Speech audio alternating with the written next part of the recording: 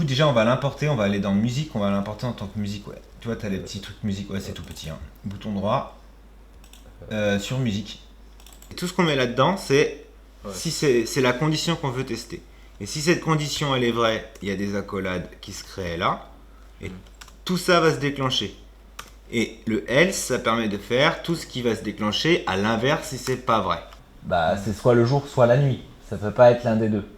Mais tu peux écrire ça.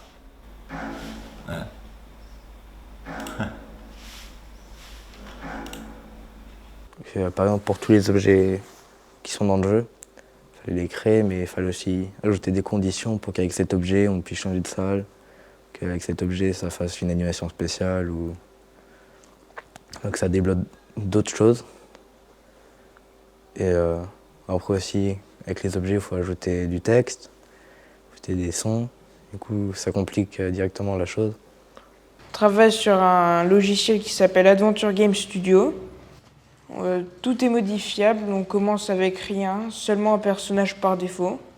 Et si on clique là, par exemple aussi, le personnage ira là. On a deux types en passant dans le code.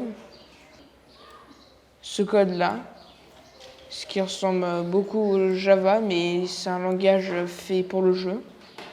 Là, ici, c'est des paramètres pour que la caméra reste au même endroit.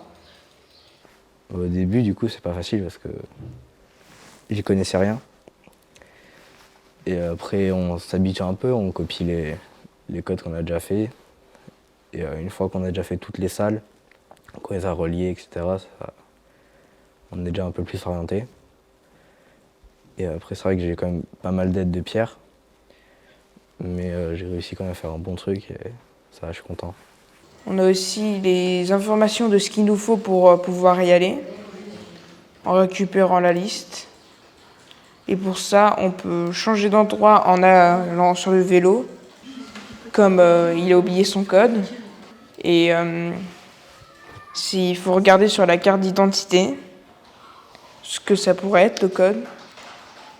Et là, j'ai appris le langage du jeu, comme les hotspots, comment on les configure pour pas que le jeu plante quand il démarre. Le code, ouais, en anglais, c'est mot, point, un autre mot, des choses comme ça. Et je pense que c'est en anglais pour faciliter pour que ce soit un langage universel, pour que tout le monde puisse commencer le programme. Et moi, ça, j'ai de la chance. J'ai été.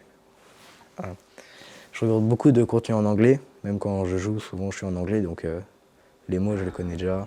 Genre dès qu'il arrive, c'est trop un bon choix.